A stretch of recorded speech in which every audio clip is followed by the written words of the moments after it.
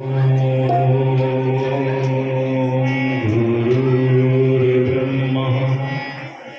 गुरुर्विष्णु गुरुर्देवो महेश्वरः गुरुर्साक्षात् परब्रह्म तस्मै श्री गुरुवे नमः। अखण्डमण्डलाकारं व्याप्तं येन चराचरं तत्पदं दर्शितं येन तस्मै श्रीगुरुवे नमः।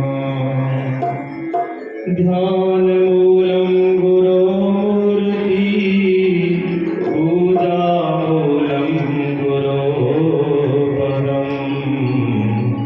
मन्त्रमूलं गुरोवाक्यं मोक्षमूलं गुरोकृपा। परमाराध्य परम पूज्य है प्रातःकाल स्मरणीय ब्रह्मलीन ब्रह्मनिष्ठ भगवत स्वरूप श्री सद्गुरुदेव के पावन चरणों में कोटि कोटि प्रणाम। और परम प्रेमास्पद परम आदरणीय है व्यासपति आसीन परीक्षित जी महाराज, हमारे संदीप पंडित जी, संगीतकार भाई धर्म अनुरागी माता बहनों भाइयों, बोलिए सच्चिदानंद भगवान की, सतगुरुदेव भगवान की। सतगुरु के चरणों में दो पुष्प, उसके बाद आगे चर्चा करेंगे।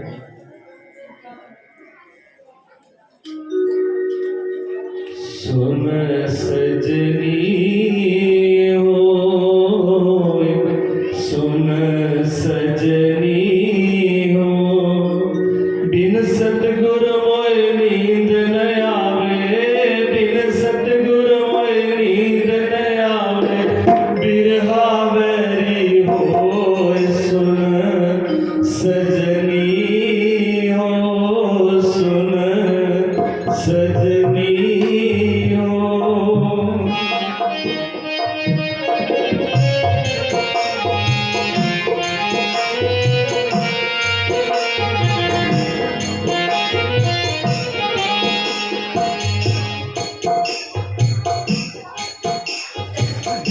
एक दिन पिया मोरे घर आए, मैं पापिन गई सोए।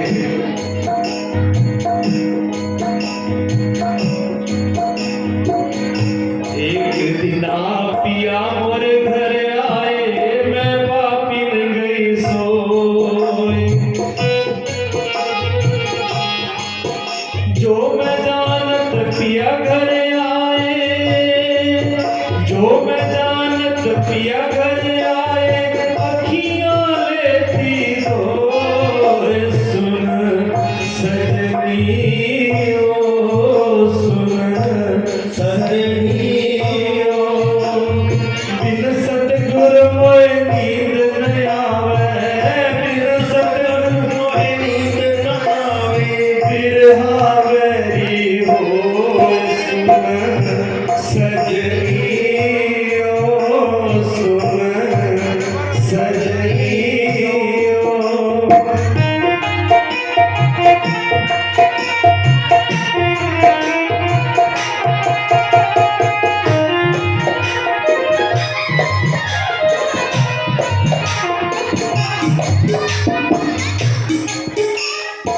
एक सगी ने हमें जगायो, दोनों गड़ गए दूर।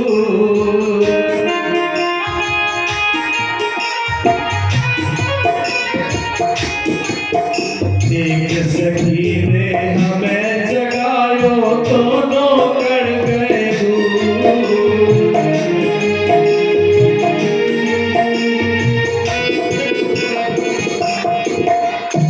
अब क्यों बैठी मचला मारे, अब क्यों बैठी मचला मारे, भरम की बड़िया खोल सुन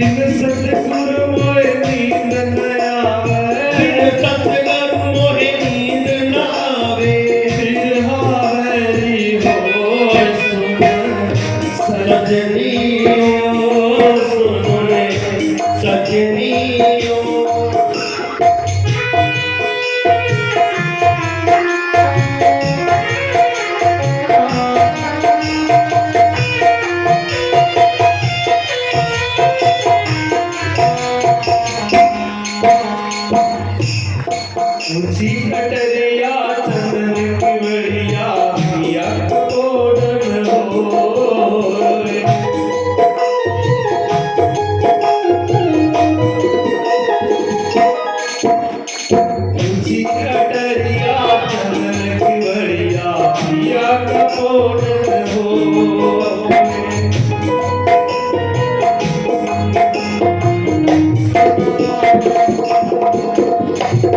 सूली ऊपर सेज पिया की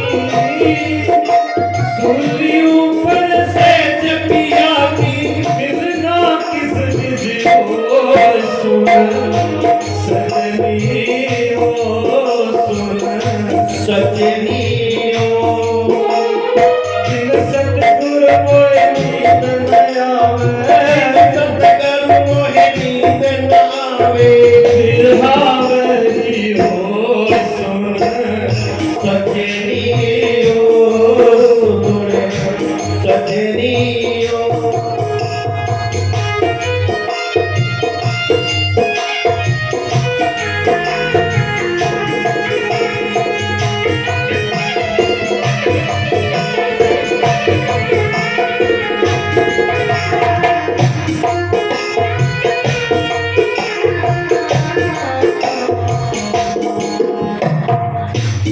चंदन चौक मानक करे जगमग जगमग होए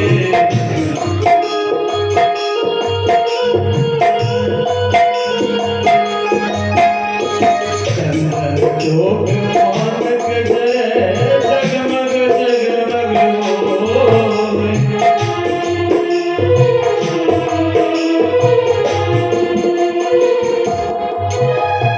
कहे कबीर जो चढ़ कर जावे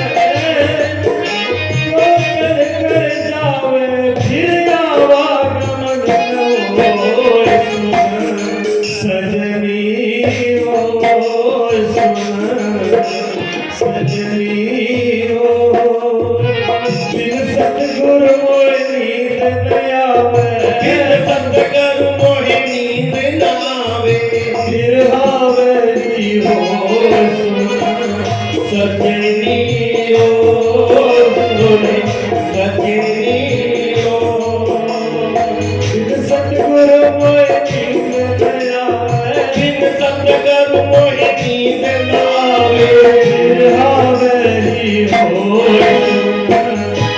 सजनी हो सुन सजनी हो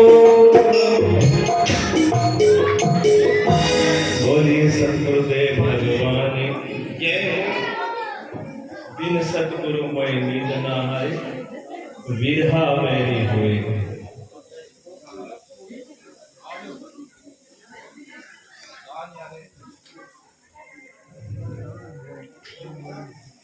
एक दिन पिया मोरे घर आए मैं पापी ने गई सोए। कबीर साहब कहते हैं कि पिया तो मेरे घर आए थे। पिया मैंने पिया किसको बोल रहे हैं? परमात्मा को। पिया सदगुरु को, पिया सांवल को, पिया सांवरिया को, पिया जो भी आप बेचते हैं ना क्या के बैठे हो मेरे का ना जी पे लंबा उसी को बोला जा रहा है, उसी को सत्य कहते हैं। बिन आई कौन की नरसिंह जी के जीवन में मैं वीडियो बनाऊंगा। भगवान ने बहुत बार दर्शन दिए और कार्य को सिद्ध किया। ऐसा नहीं है कि नरसिंह जी के अब नानी बाई का जो मायरा है भरा जाएगा, उसी टाइम भगवान आएंगे। उससे पहले तो कई बार आ चुके थे, बता सकते हो।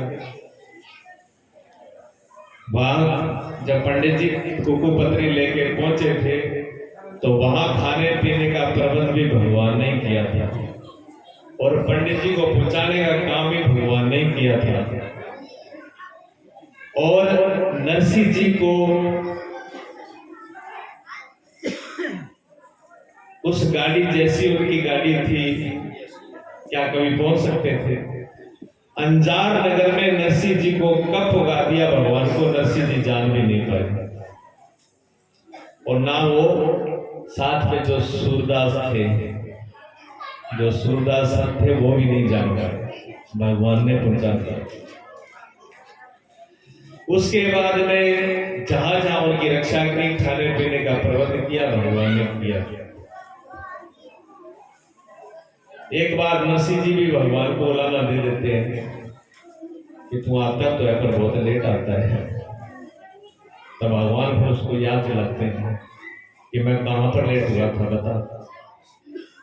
कहाँ से लेकर के एक बात नरसिंह जी भूल जाते हैं, तो नरसिंह जी को भी याद करा देते हैं कि मैं यहाँ आया था।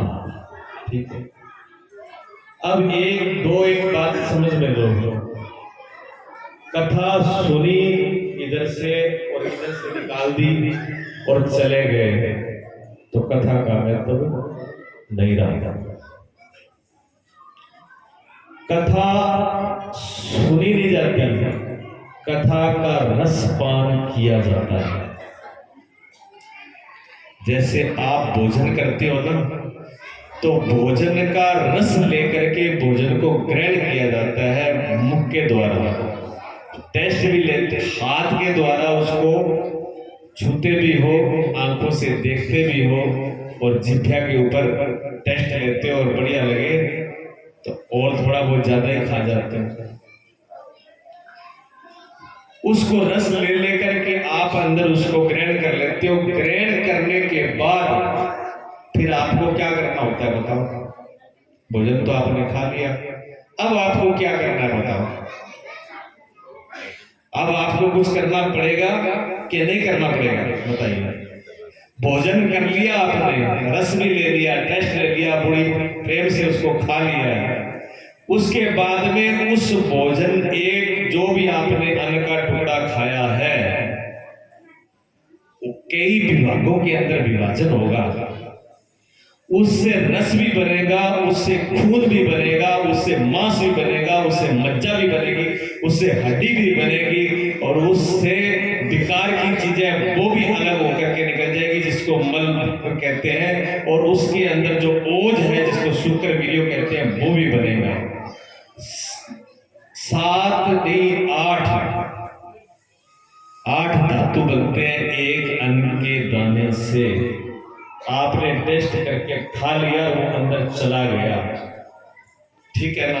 कितना खून बनना है, कितना रस बनना है, ठीक, और कितना मांस मज्जी और कितना हड्डी बनना है, और कितनी ताकत बननी है, कितनी बुद्धि बननी है। उसी से कितना बुद्धि बनेगी और कितना आपका मन बनेगा और कितना आपके इंद्रियों की सामर्थ्य उसके अंदर से पैदा होगी। वो सारा कुछ एक अन्न के टुकड़े से होना है, एक अन्न के दाने से होना है। मैं ये पूछ रहा हूं आपका कि आपने उसको खा तो लिया, खाने के बाद आपने उसमें क्या किया इतने धातु बढ़ने के लिए बताइए? किया आपने कुछ कि पूरा तेजाब ही बढ़ जाएगा, कि हो सकता है कि हजम ना हो, बाहर आ जाए, उल्टी लग जाए, हो सकता है कि दस्त लग जाए, कुएं में बैठा रहो। आपके हाथ में क्या है बताइए? मैं ये पूछ रहा हूँ, मेरी बात समझ में आ रही है ना? आपके हाथ में कुछ भी नहीं है, आपके हाथ में एक ही चीज है कि आप उसको समझ पूर्वक, भाव पूर्वक, आंखों से देखकर, बुद्धि से समझकर ये शुद्ध है या अशुद्ध है, मेरे ग्रहण करने योग्य है या नहीं है, मैं खा रहा हूं वो अन्न है या जहर ही है, और उसको निर्णय करने के बाद प्रेम से आप उसको ग्रहण कर लो। बस आपका इतना ही काम है, निर्णय करके उसको ग्रहण कर लो आप। बस उसके बाद में फिर जो करना है वो परमात्मा ने करना है, ठीक है? इसी प्रकार परमात्मा की कथा, महापुरुषों की वाणी, सदगुरु की वाणी आप श्रद्धा के द्वारा सुनना नहीं है, कानों से पीना है, रस पान करना है। मुंह से नहीं पी जाती कथा, मुंह तो यहाँ फाड़ के बैठ, ये काम करना। श्रवण के द्वारा, कानों के द्वारा एक एक रस, एक एक शब्द आपके हृदय में चला जाए, उसके बाद में भूल जाओ तो भूल जाओ, कोई बात नहीं। बहुत सारे कथा तुम्हारा याद कर रहे हैं, जरूरत भी नहीं, कथा याद रखने का त्रिशिव दिएगा नहीं है, और कितने लगे रखी बट कटा रखा। याद करने की कोई जरूरत नहीं, सिर्फ उसको पी लो आप। अगर उसको पीने के बाद में क्या हो रहा है, वो परमात्मा की कृपा से अपने आप हो जाएगा, उसका रिजल्ट आएगा, वो खाली नहीं जाएगा, उसका परिणाम आना है। अगर गलत चीज ले लेते हो, बार बार प्रसिद्ध कह रहे हैं कि कथा व्यर्थ नहीं जाएगी, दान व्यर्थ नहीं जाएगा, पूजा व्यर्थ नहीं जाएगी, कहना गलत नहीं है। भगवान का नाम, परमात्मा का नाम, ये जो रस है कथा का, ये भक्ति का रस है, ये हृदय में चला जाएगा तो आपका जीवन अमृत में हो जाएगा, यानी आपकी मृत्यु नहीं होगी। क्या बोला मैंने? झूठे शब्द नहीं है। मीरा की मृत्यु हो गई क्या? नरसिंह जी मर गए? नरसिंह जी मर गए होते आज नरसिंह जी का इतना रस से कथा कोई नहीं कहता। नरसिंह जी अमर हो गए, मीराबाई अमर हो गई, गोपियां अमर हो गई, कबीर साहब अमर हो गए, नानक देव जी अमर हो गए, सबरी बाई अमर हो गई है। आप नहीं हो सकते। आपको क्या लगता है? ये जो अहंकार है, जो ये एम है, ये मन की चालाकी जो है ना, वो इतनी होशियारी से काम करती है। मैं नरसिंह हूं उसका के वो तो नरसिंह भी नहीं, भगवान नरसिंह भी है, मानना इकट्ठा बारी है। क्यों? परमात्मा के साथ दुश्मनी है। परमात्मा तुम्हारा दुश्मन है क्या? आपको दर्शन नहीं देगा। नरसिंह अनोखा था तो क्या आप अनोखे नहीं हो? किसी का भी चेहरा और अंगूठे का निशान मिला लो, आप मिलता है क्या? कोई चीज नहीं मिलती। हर आदमी को भगवान ने बड़े ढंग से सजा के अलग तरीके से बनाया है, कितनी फुर्सत से बनाया है। गीत ही सुना है तुझे फुर्सत से बनाया होगा, सुने ही सुने हैं, पर कभी देख लिया करो शीशा में भी मैंने फुर्सत तो बनाई है। कौन से शीशे में? कंधा बना में जगह पर्स में रखा थे भी मैं नाम देखे करूंगे दौड़ जाऊंगा। कदे कदे हृदय में देख दिया, अपने हृदय को टटोल करके अपने मन रूपी दर्पण के अंदर कभी कभी अपने को झांक लिया करो, मैं कैसा हूं। तुम्हारा मन, तुम्हारा आपका हृदय वो आपको बताएगा कि मैं क्या हूं, मैं कितना शरीफ हूं, मैं कितना ईमानदार हूं, मैं कितना भला हूं, मैं कितना दानी हूं, मैं कितना पूजा पाठ वाला हूं, मैं कितना सेवा करने वाला हूं, कितना मैं चोरी ठगी और बेईमानी करने वाला हूं। ये आपका हृदय का दर्पण बदला देगा, कहीं जाने की जरूरत नहीं। जगह शीशा लगा के रखो नहीं कोठिया में मोटा मोटा, जगह पर्स में रखने वाला जाके मोबाइल में देख लेंगे। ये नहीं दिखाएगा आपको असली डोल। असली डोल आपके अंतःकरण, आपका मन ही दिखाएगा, जहां पर कोई संत सतगुरु दिखाएगा। ठीक है? ये सत्संग जो है, ये जो कथा है, ये भी एक शीशा है, एक दर्पण है। इस कथा के अंदर, इस शीशे के अंदर आप अपने आप को देखोगे कि मैं, मेरी औकात क्या है। खुद की औकात दिख जाती है सत्संग के अंदर। महापुरुषों की वाणी जब सुनते हो तो अपनी आप की औकात समझ में आती है। महापुरुष किसी की निंदा नहीं करते, किसी की बुराई नहीं करते। महापुरुष किसी को नीचा दिखाने का बिल्कुल भी प्रयोजन नहीं होता महापुरुषों का। महापुरुषों का एक ही मकसद होता है कि आपको, आपके सामने आपको दिखा दिया जाए कि मैं ये हूं। फिर क्या होता है? सच्ची सच्ची बात कई बार बुरी लग जाती है, कई तो फिर एक सत्संग बाबा एक कथा, मैं तो रोज बुराई करते हैं, मैं तो कौन जवान। और परिस्थिति ने कह दिया करते तो कंजूस होता करना ही बढ़िया है। इडो मोटो गांव और गौवा खतरीतो को दान जान दो तो दान रोज ही करा, मत रोज को ही काम है।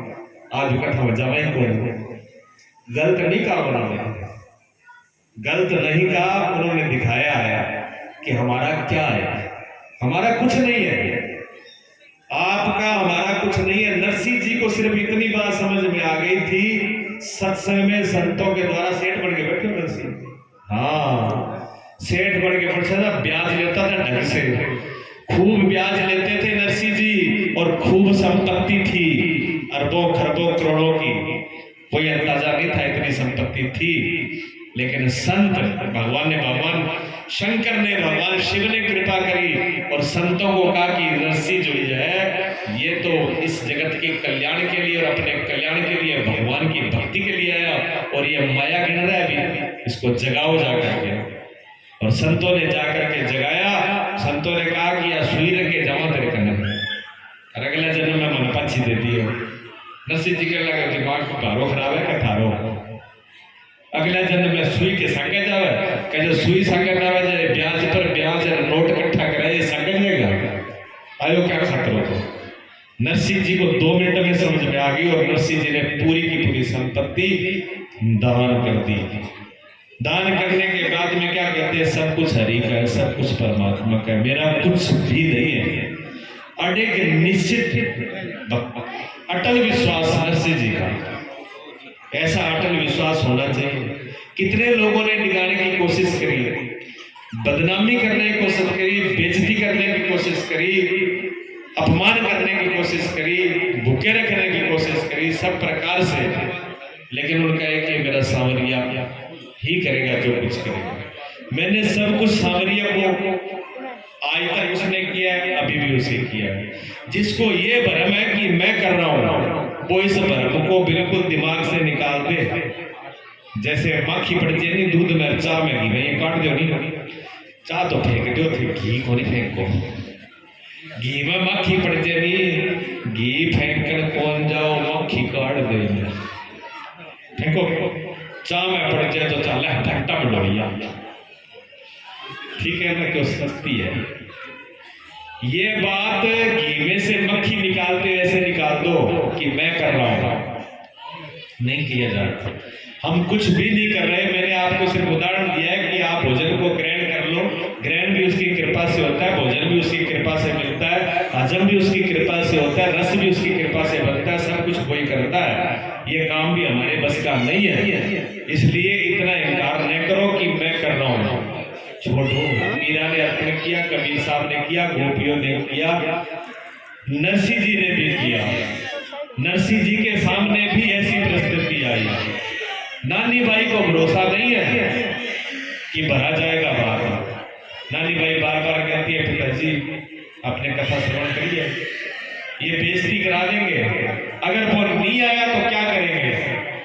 नानी बाई अपने पिताजी से कहते हैं, पिताजी अगर सांवरिया नहीं आया तो क्या करोगे। तो नरसिंह जी के ये नहीं कहा कि नहीं आया तो हड़ताल और तुमड़ा फेंक दूंगा, आज के बाद भी ना भी बोलूं। नरसिंह जी ने ये तो उत्तर नहीं दिया। नरसिंह जी ने कहा अगर नहीं आया तो हरि का भजन ये करूंगा, जय कर लागे हो तुम वो ये भजन हो आवे चलावे, जय बिना फिक्र है, जय बिना लाज है, जय बिना शर्म है तो संभाल ले वो, नहीं तो आपनो तो काम सिर्फ इतना ही है, तुम वो करो। अपनी हड़ताल बंद नहीं होगी, मेरा काम सिर्फ भजन करना है, आगे उसका काम है। हमारा भी काम सिर्फ उसको भजना है। भजन करने का मतलब ये नहीं है कि बैठ के आंख बंद करके वो लगे, मतलब उसको पूरे भाव से, पूरे श्रद्धा से, पूरे प्रेम से, अडिग अटूट विश्वास।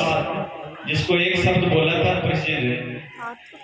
मैं एक शब्द नोट करता हूँ, बैठा जरूर हूँ, मैं एक शब्द को देखता हूँ, आपके ऊपर से निकल जाते हैं ऐसे बहुत से शब्द। एक शब्द उन्होंने शुरू से बोला था कि नरसिंह जी का अनन्य भक्ति और प्रेम था। ये शब्द याद है, शुरू में बोला था। अनन्य का मतलब क्या है, गौर से समझ लेना। ये गीता का शब्द है, उपनिषद का शब्द है। भगवान कृष्ण ने गीता जिसमें पढ़ी है, एक बार नहीं कई बार ये अनन्य शब्द गीता के अंदर आया, नहीं तो पढ़ के देखना। ये शब्द बड़ा मर्मज्ञ शब्द है, अनन्य। इस बात को बिल्कुल गौर से समझ लो।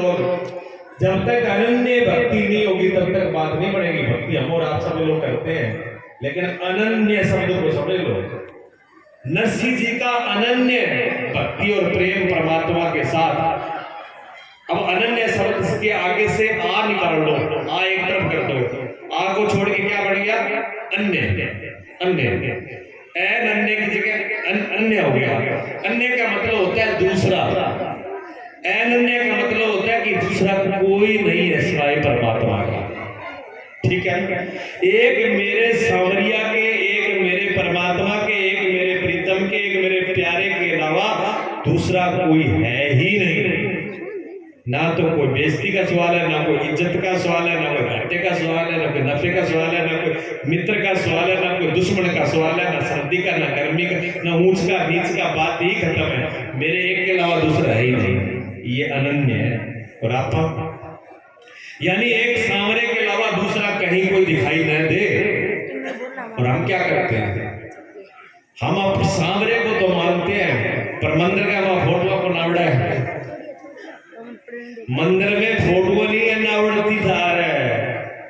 वो फलानियों बाबो, फलानियों बाबो, फलानियों पितर, फलानों देवता, फलानों ग्रह, कितने बात बात के आप भर लेते हो। ये अनन्य भक्ति नहीं है। अनन्य भक्ति का मतलब है एक परमात्मा के अलावा कुछ नहीं है। वही देव है, वही पित्र है, वही माता है, वही पिता है, वही सर्वज्ञ है। तो क्या फिर औरों की सेवा ना करो और ना पूजो? ना, भगवान ने ये कहा ही नहीं। भगवान कहते हैं औरों की सेवा करो, माता पिता की सेवा करो। तो माता पिता के अंदर मैं दिखना चाहिए, मैं सांवरे की सेवा कर रहा हूं। लड्डू गोपाल तो आता में लिया फिर कटे बैठा है। ये आता में लेने में लड्डू गोपाल खुश नहीं हो जाएंगे, भगवान खुश नहीं हो जाएंगे। मैं ये बुराई नहीं कर रहा हूँ कि भगवान की पूजा मत करो जाकर। मेरी बात को समझना। जो भगवान कृष्ण ने कहा है गीता के अंदर, उस भावार्थ को समझ लो। लड्डू गोपाल की जगह आपको अगर सब बच्चों के अंदर लड्डू गोपाल दिखने लग जाए तो भक्ति तो तब है, वो तो दिखेगा नहीं। एक नाथ संत हुए महाराष्ट्र के, गंगोत्री से गंगा जल लेकर के कन्याकुमारी शिवलिंग पर चढ़ाना था। सब लोग जा रहे थे यात्रा में। गर्मी, सावन का महीना, गर्मी, जुलाई का टाइम है। गंगोत्री से गंगा जल लेकर के जा रहे, हर हर महादेव भोलेनाथ बम बम बोले। करेंगे हरियाणा में कम करिए, हरियाणा में वो भोले खूब चल रहे। हाँ, भोले ने चढ़ाना है जल, भोले को जल चढ़ाना है। सब जा रहे यात्री लंबे जा करके। गर्मी के अंदर रास्ते में एक गधा जो है वो बीमार पड़ा है और गधा तड़फ रहा है उसी में। और सारा कामरिया बैठा है, जय बोले, बम बम बोले। और वे गधा देखे कोई तो नाक पकड़ लिया, कोई मुंह फेंके, बाप तो पड़े हुआ है। कोई कहीं कर्मा न मिलता है, कोई नाक मोड़े, कोई मुंह मोड़े, कोई दो चार शब्द कहे। गधे के पास से पूरे कामरिया निकल के जा रहे हैं और उसी के बीच में एक नाथ आ गया। और एक नाथ की दृष्टि जो गधे पे पड़ी, एक नाथ वहीं खड़े हो गए। और जो वो गंगा जल लेके आए थे ना गंगोत्री से, बड़ी मुश्किल, इतनी लंबी यात्रा करके उन्होंने उस अपने कमंडल का ढक्कन खोला और हे भोलेनाथ नायक भगवान को स्मरण करके और वो गधे को पिला दिया। और गधा जो है प्राण गधे के वापस लौटे और गधा जीवित हो गया, उसके प्राण लौटे। गधा जीवित हो गया, प्राण लौटे। एक नाथ भगवान शिव का स्मरण करते हुए फिर यात्रा आगे निकलती। जितने कांवरिये थे सब ने एक नाथ की निंदा करी, बुराई करी। मोटा को दिमाग खराब हो गया। ये क्या मोटा को दिमाग खराब ना हो, घर पर क्या छोटा है। मोटा को दिमाग खराब नहीं, जितने घर पर छोटा है। शाना तो थे हो, गिरे बैठे हो ना, अभी गृहस्थी बसाओ, बढ़िया करो। मारो दिमाग खराब हो जाती तो करेगा। ये कहा उन्होंने कि मोटा वो दिमाग खराब हो गया, इतनी दूर गंगा जल ले गए, घना पर गिर दिए। भोलेनाथ पर कौन चढ़ाएगा, इसका दिमाग खराब है। संत किसी की सुनते नहीं है, सिर्फ परमात्मा की सुनते हैं। संतों की दृष्टि, संतों के कान एक भगवान से लगे होते हैं। उनको मतलब सिर्फ शिव से था और किसी से नहीं था। पीछे बच्चों को बिठा दो, कोई लोग ज्यादा शोर कर रहे हैं। किसी को एक नाथ को बुरा भला कुछ भी कहा गया, किसी ने कुछ नहीं, वो अपनी मस्ती में जाते रहे। अब उन्होंने कहा कि मैं भोलेनाथ में कांवर चलूंगा, मेरी कांवर आईडी होगी। कोई कहे मैं चलूंगा, मेरी कांवर होगी। हजारों लोगों ने, सैकड़ों ने नहीं, हजारों ने भगवान के कांवर पे जाके कांवर चढ़ाई। लेकिन जो मंदिर का पुजारी इंतजार करता रहा कि जिसकी कांवर चलनी है वो तो अभी आया ही नहीं। जैसे ही एक नाथ पहुंचे और पुजारी खड़ा होकर हाथ जोड़ के उसने प्रणाम किया, धन्य हो, आज आपके दर्शन करके मेरे भोलेनाथ की पूजा भी सफल हो गई। इतने कांवरियों के अंदर उन्होंने खड़े होकर पुजारी ने कहा, किसी की कांवर भोलेनाथ ने स्वीकार नहीं करी, सिर्फ एक ही कांवर स्वीकार करी है, एक नाथ जी की, बाकी तो सबकी ऐसी गई। जिसके अंदर दया धर्म, जिसको गधे बढ़ते हुए गधे के अंदर मरते हुए जीव के अंदर भगवान के दर्शन नहीं हुए, क्या वो शिवलिंग के अंदर पत्थर की पिंडी में भगवान के दर्शन कर लेगा? उस पत्थर की पिंडी में चढ़ाने का एक लोटा जल सारी समस्या का हल, सारों मोटी झूठ। कितना लोटा चढ़ा दिया, ड्रम का ड्रम चढ़ा दिया थे, समस्या होगी हल? नहीं हुई, समस्या हल नहीं हुई। ऐसे मत चढ़ाओ, सुन लिया बस टीवी के अंदर किसी के मुंह से दब दियो काम है, कुछ दिमाग भी कर लिया करो। मेरा बेलपत्र बड़ा सुंदर था मेरे शिव जी मंदिर के पास में राधावाचक में, वो देखा है 10 क्विंटल, सुरजीत भी देखा है 10 क्विंटल एक सीजन में बेलपत्र रखते थे। और गर्मियों के टाइम में वो फल होता है अप्रैल मई में, और लू कितनी लगेड़ी हुई, लू कितनी लगी हो, बेलपत्र का जूस पिला दो, कोई बोतल, डॉक्टर कहेंगे बोतल चढ़ानी पड़ेगी, पानी कमी होगी, मैं गारंटी लेता हूँ बोतल मत चढ़ाना, आप बेलपत्र का जूस पिला देना, साथ ही साथ आराम मिल जाएगा। पेट कितना ही गड़बड़ हो, दस्त लगे हो, कब्जी हो, कैसा ही हो, पेट में किसी प्रकार की दिक्कत हो, आप बेलपत्र का जूस पिला दो, चाहे मिठाई बना लो, चाहे बेल की गिरी खिला दो, पका हुआ तो सीधा ही बेलपत्र खिला दो, कच्चा हो तो उसका मरबा बना के खिला दो, जब मरबा ही खिला दो। किसी को दिक्कत है पेट की तो मैं यही हूँ, आज ही प्रयोग कर लेना, आज ही खा के देख लेना, और सुबह तक अगर आराम नहीं हो तो मेरे यही मुझे मेरे से बात कर लेना। बेलपत्र में वो गुण है, ठीक है ना? उस बेलपत्र पर इन माइयों ने चढ़ा चढ़ा के लोटा भी पे वो कच्चो दूध, वो बेलपत्र में 4 बारी मैंने डॉक्टर बुलाए, सीतों से अबोर से 15 लीटर दवाई लगा दी, बेलपत्र बच्चों को मरी गयो, मेहरबानियां देवेंगे भी तो जलर का दूध चढ़ा दिए, भी जड़ा की खत्म हो गया। ये पूजा किस काम की? एक पेड़ जो था, कितना जीवों का भला हो रहा था, वो भी एक जीव था, उसका सत्यानाश कर दिया। क्या काम किया है बिना सोचे समझ की पूजा? आपको ये पता नहीं है कि शिवलिंग पर जल और दूध क्यों चढ़ाया जाता है, आपको पता नहीं है? मैं बता देता हूं। भगवान शिव के माथे पर चंद्रमा है, और जल और चंद्रमा का एक मेल है। जब पूर्णिमा पर चंद्रमा होता है तो शंकर पढ़े लिखे हो, और भी पढ़े लिखे हैं, साइंस पढ़ी होगी, समुद्र में ज्वार भाटा आ जाता है, समुद्र के अंदर ज्वार भाटा आ जाता है। जब पूर्णिमा चांद पूरा खिलता है तो समुद्र पूरा ऊपर उठ जाता है, क्योंकि जल और समुद्र का मेल है। जल से चंद्रमा ठीक होगा, और चंद्रमा का मन से, मन का कारक मन है, चंद्रमा का मन है। मन को अगर चंद्रमा सही होगा, जिसका ज्योतिष के हिसाब से, ज्योतिष के हिसाब से चंद्र ग्रह जिसका सही होगा, उसका मन बिल्कुल शांत होगा और बड़ा सूझबूझ वाला होगा, नींद बढ़िया। जगह आदमी ने नींद ना हो, ज्यादा टेंशन हो और मन की अचलता ज्यादा है, तो वो दूध और लस्सी जब शिवलिंग पर चढ़ाते हैं तो शांति मिलती है, घर में शांति रहती है। वो शिवलिंग वो चंद्रमा पे चढ़ती है, ठीक है ना? वही काम अगर आप जल्दी करना चाहो, सोमवार के दिन चावल रंगना नहीं, सिर्फ चावल उबालना है। जिसको नींद ना आती हो, जिसका चंद्रमा खराब हो, किसी ज्योतिषी ने बताया हो, जिसको बेचैनी रहता, जिसका मन में चैन न रहता हो, मन बस से बाहर हो रहा हो, ज्यादा टेंशन रहती हो, कर लेना। सोमवार के दिन चावल ज्यादा 1.25 किलो कम ना हो, 100 मन से 100 क्विंटल तक की हो सकती है। सिर्फ चावल को उबालना है और गौ माता को खिला दें सोमवार के दिन सुबह, और सोमवार के दिन अपने हाथ से गौ माता को जल जरूर पिलाएं और बोधे को जरूर पिलाएं।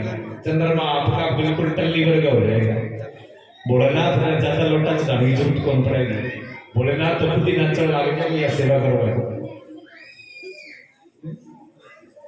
सेवा करने से गौओं की सारे देवता सारे ग्रह, ये तो पहला बताया मैंने। दूसरा ग्रह मंगल है, नौ के नौ बता देता हूँ। गौ की सेवा से शांत हो जाएंगे। व्रत रखने की भी जरूरत नहीं है। सोमवार की व्रत रख है ना, एक भी मई व्रत ना रखे, एक व्रत रख है ज्यादा खबर इन्हों ना रखो तो ठीक है। व्रत रखने की कोई जरूरत नहीं है, आप पूजा कर लेना, ठीक है ना हो तो मेरी बात कर लियो, मैं जाऊं करेंगे काम अंतर होगा। मंगल, जिसका मंगल खराब होता है, पति पत्नी में विवाद और भाई भाई के अंदर पूरी कसम कसम होती है। और कचहरी, कचहरी कोर्ट के मंगल जिसका गड़बड़ हो तो कोई न कोई झगड़ा, कोई न कोई केस, कोई न कोई बिना मतलब का हॉस्पिटल। एक मिनट में आप देखोगे कि आदमी आज बिल्कुल स्वस्थ है, बढ़िया है बिल्कुल। अगर एकदम मंगल की दशा उस पर आ रही है तो जा तो हॉस्पिटल में मिला को, जहां पर एक्सीडेंट में गड़बड़ होगी। जोशी पहले बता देता है इतना टाइम बच के रहना, जहां तो जेल में होगा जहां हॉस्पिटल में होगा, वो मंगल से बताते हैं। मैं ज्योतिष पढ़ा बहुत इसलिए बोल रहा हूँ, अपने आप में दमन गलती बातें नहीं है। उसके लिए आप लाल रंग की गौ, लाल रंग के गोदे को, ठीक है, मसूर की दाल और थोड़ा सा गुड़ मंगलवार के दिन खिला दीजिए। जिनको भी ज्यादा ये चक्कर ठीक हो जाएगा। मंगल के बाद में आता है बुध। जिन बच्चों को पढ़ाई में मन नहीं लगता, पढ़ाई में कमजोर है, जिनको बोलने में भी दिक्कत है और जिसका व्यापार गड़बड़ है, वो बुध से संबंधित है। बुध ग्रह ही उसका कारक है। बुध जिसका अच्छा होगा उसकी वाणी अच्छी होगी, उसकी पढ़ाई अच्छी, उसकी मैथ अच्छा, उसका गणित अच्छा होगा और व्यापार अच्छा होगा। पैसा की कमी दुनिया में, ठीक। अगर उसमें गड़बड़ हो तो बुधवार के दिन हरा हरा घास, ज्वार, पालक, मेथी, हरी घास अपने माथे से लगा करके गौओं को खूब खिलाएं। बुधवार ये समस्या हल हो जाएगी। करके देख लेना प्रैक्टिकल, ना हो तो मुझे बता देना। सब ग्रहों की बता दूं और व्रत रखने की जरूरत नहीं, एक की भी किसी बता रहा मैं आपको रखूंगा पूरा दिन खाओ। बुध के बाद में क्या है? बृहस्पति। बुध के बाद में बृहस्पति है, ठीक। गुरु बृहस्पति की माताएं बड़ी बड़े केड़ा पर, पीपल पर लगाइए चूटियों, गुड़ और चूटियों पीपल पर और 2 पीपल हमारे गांव में बांध दिया। देवियां की मेहरबानी, चूटियों की घरियाल रखवा दे करो, ठीक रहे, दिमाग शुद्ध रहे। पीपल बहुत शुद्ध ब्राह्मण का देव का रूप माना गया है। पीपल पर चूटिया और घी लगाने से नहीं चलता। जब चूटिया लगा देते हो, घी लगा देते हो, गुड़ लगा देते हो तो कुत्ता चाट लेता है। जैसे पीपल को कुत्ते ने चाटा वो पीपल बचेगा नहीं, वो बढ़ जाएगा। ये मेरे सामने होगा, 2 पीपल बढ़ गए हुए। उसके बाद माताओं को कहा कि मेहरबानी करो आप पीपला पर नाचो, घर खा दो कि देखा लो, दिमाग शुद्ध है, ठीक है ना। बृहस्पतिवार के दिन चनों की दाल भिगो करके और गुड़ और मन का दाग भी एक मुट्ठी पास, मन का दाग हो, दाग मन का दाग, चना की दाल और गुड़ थोड़ी सी इतनी गर्दी लगा लो उसमें, गौ माता को खिलाओ और हल्दी डाल करके पानी गौओं को खिला दो थोड़े से। बृहस्पति ग्रह तो बिल्कुल बढ़िया। और बृहस्पति ग्रह क्या करता है? बृहस्पति ग्रह अगर खराब होगा तो घर के सारे सुख खत्म हो जाएंगे, सारे के सारे सुख, घाटा शुरू हो जाएगा, धीना खत्म हो जाएगा, पैसे की तंगी रहेगी, घर में कोई ना कोई चिंतन रहेगी। बृहस्पति ग्रह देव है, ठीक है। बृहस्पति के बाद में कौन सा ग्रह बचा हुआ है? शुक्र। शुक्र ग्रह जो है वो खास करके पति और पत्नी का होता है, यानी गृहस्थी का होता है। पति पत्नी के अंदर प्रेम में कमी हो, पति पत्नी के अगर पत्नो ना सुन तो है तो उपाय है, सुन लो। या पत्नी भी ना सुना तो पतना भी सुन ले, दोनों का इतना फायदा है। हाँ, मैं आपको हकीकत बता रहा हूं। मेरे को आप अनजान से अनजान आदमी मेरे सामने ले आओ, जिसके पास में बहुत कुछ हो और फिर भी वो सुखी ना हो, मैं देख के बता, उसका हाथ देख के बता दूंगा, मैं उसका हाथ देख के बता दूंगा, चाहे इसके पास करोड़ों रुपए है पर ये सुखी से न खा सकेगा, न रह सकेगा, न पी सकेगा। जिसका शुक्र खराब हो जाता है, उसके पास धन दौलत जितनी मर्जी हो, वो कभी भी अपने बाल बच्चों का खाने पीने का, घोड़ा गाड़ी का सुख प्राप्त नहीं कर सकता। ना कोई बढ़िया गाड़ी होगी, ना बढ़िया कोठी होगी, ना बढ़िया खाने पीने का होगा, ना पहनने होगा। जिसका शुक्र अच्छा होता है वो बढ़िया पहनेगा कपड़ा, बढ़िया गाड़ी होगी लगाना, एकदम खाना तो बढ़िया स्टैंडर्ड का खाना है, उसका खाना पीना बता देगा भी हम शुक्र बढ़िया। उसमें पति पत्नी में, बच्चों में प्रेम होगा, माँ बाप के साथ भी प्रेम होगा।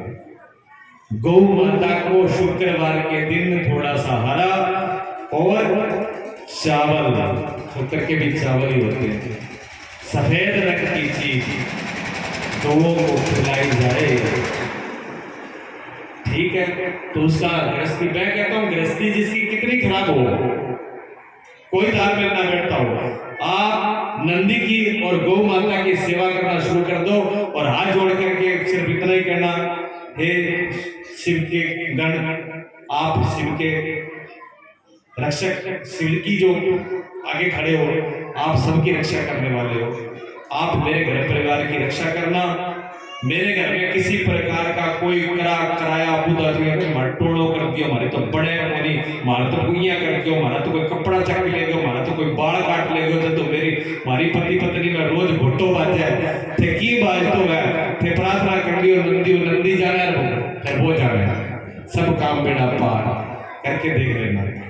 9 के 9 ग्रह ये है। शनि के लिए उड़द की दाल, काला तिल, उड़द की दाल काला तिल और सरसों होते हैं, ठीक है ना। उड़द की दाल उबाल लो थोड़ी सी, थोड़ा सा काला तिल डाल लो, थोड़ा सरसों का तेल डाल लो और खिलाओ, लाल रंग के गोदे खिलाओ, लोगों की खिलाओ। शनि बहुत शांत हो जाएंगे जल्दी, और इसी से राहु केतु भी शांत हो जाते हैं, ठीक है। ये 9 का 9 ग्रह सही हो जाएंगे सिर्फ एक गौ माता की सेवा से। ध्यान करके सुन लो। एक निवेदन हो रहा है जी, जो डाल फेरी करने के लिए जाते हैं अमर सिंह जी और चंद जी, तो गली सही चीज ना करे, रोचे रोटी बेच के गंदी चीज नहीं, देवों को खिला रहे हो, कोई गा पशु कोई कुत्ता नहीं है, हाँ देव है, गली सही ना गल नु पहले ही देते हो, ऐसे सच्चे गरजे की काम की नाम जब देते हो अंदर चढ़ा दो, कोई काम का पाप ना करो, एक झूठ को ना दो, झूठा ना दो, पहले सोचा निकालो, झूठा भोजन गौ को भोजन नहीं लगता है। ये 2 चीजें अगर ध्यान रखो। तीसरी बात एक और रखे तो फिर बड़े न जाओ। एक बात और ध्यान में सुन लो, मेरे हिंदुस्तान में ना हमारी सभ्यता अलग है, जगह बच्चा का नामकरण हो रहा है, पश्चिम केक लेवागा, काटागा, लक्षण करेगा, फूंक मारेगा, मोमबत्ती बुझाएगा, एक कोई ना करो मेहरबानी। मैया ना को टाबरा का थे जन्म ना बनाओ, मैं रोज ही बनाओ, थोड़ा में दम चाहिए, पर मनाओ तो ढोंग नहीं कि बाकी बुद्धि ठीक हो जाए, बाकी उम्र ठीक हो जाए, बाकी अकल ठीक हो जाए, बाकी पढ़ने लिखने लग जाए, बाकी संस्कार ठीक हो जाए, कोई सही कर्म करने करो। उस दिन उनको गौओं की पूजा कराओ, भी हाथ हरियो खुआओ, दानो खुआओ, कोई 100-200 जिसकी श्रद्धा बढ़े, ज्यादा हो तो ज्यादा गौओं का दान दक्षिणा दो। गौ माता की कृपा से, आशीर्वाद से जन्म का ऊपर आशीर्वाद मिलेगा, वो उम्र लंबी होगी, बुद्धि तीक्ष्ण होगी, कोई बड़ा जाके अफसर लगेगा, कोई बड़ी पोस्ट पर होगा, आपका कुल का, आपका गांव का नाम रोशन करेगा वो। इस काम को करो। फूंक मार और के काट लो, क्यों होगा? काटने की तो भाषा ही नहीं है हमारी तो जोड़ने की भाषा है, प्रेम की भाषा है, श्रद्धा की भाषा है। ये पश्चिमी भाषा सभ्यता को छोड़ दे, ठीक है। और इसी के साथ थोड़े से भजन कर लिया बाद में 1-2 घड़ी प्रभानी विराम दें। बोलिए सतगुरुदेव भगवान की। एक दो लगे चुकी बाजी, अब तो लग चुका दाव रे, लग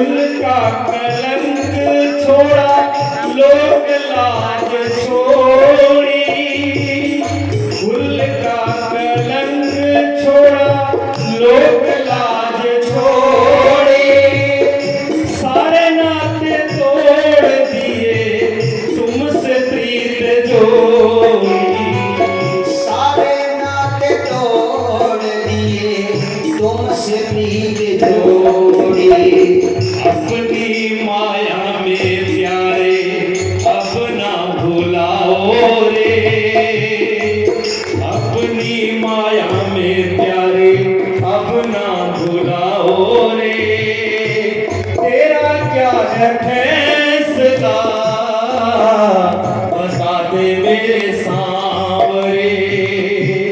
लग चुकी बाजी अब तो लग चुका दाम रे, लग चुकी बाजी अब लग चुका दाम रे।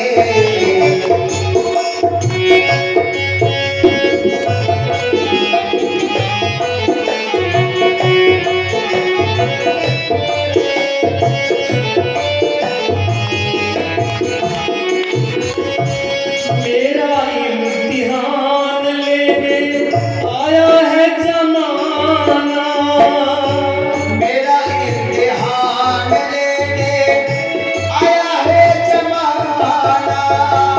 तेरे हाथ में है मेरा जीतना हराना। ओ तेरे हाथ में है मेरा जीतना हराना। तूने ना मदद कीनी तो डूबेगी नाव रे, तूने ना मदद की तो डूबेगी नाव रे। तेरा क्या है फैसला बता दे मेरे सांवरे। तेरा क्या है फैसला बता दे मेरे यार रे। लग चुकी बाजी अब तो लग चुका दाम रे, लगे चुकी बाजी अब लग चुका दाव रे। तेरा क्या है फैसला बता दे मेरे यार रे, बता दे मेरे यार रे।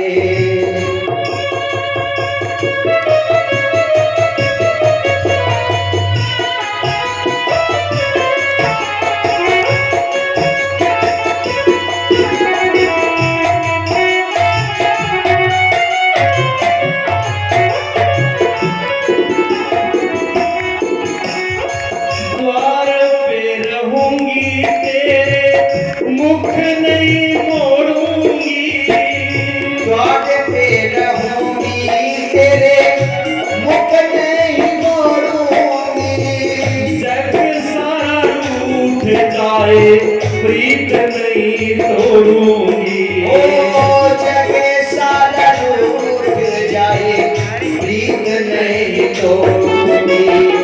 तू ही खवैया नैया मेरी तेरे हाथ रे, कोई है तो भैया मेरा मेरी तेरे हाथ रे। तेरा क्या है फैसला बता दे मेरे सांवरे। ओ तेरा क्या है फैसला बता दे मेरे सांवरे। लग चुकी बाजी अब तो लग चुका दाम रे, लग चुकी बाजी अब लग चुका दाव रे। तेरा क्या है फैसला बता दे मेरे यार रे, बता दे मेरे सामने।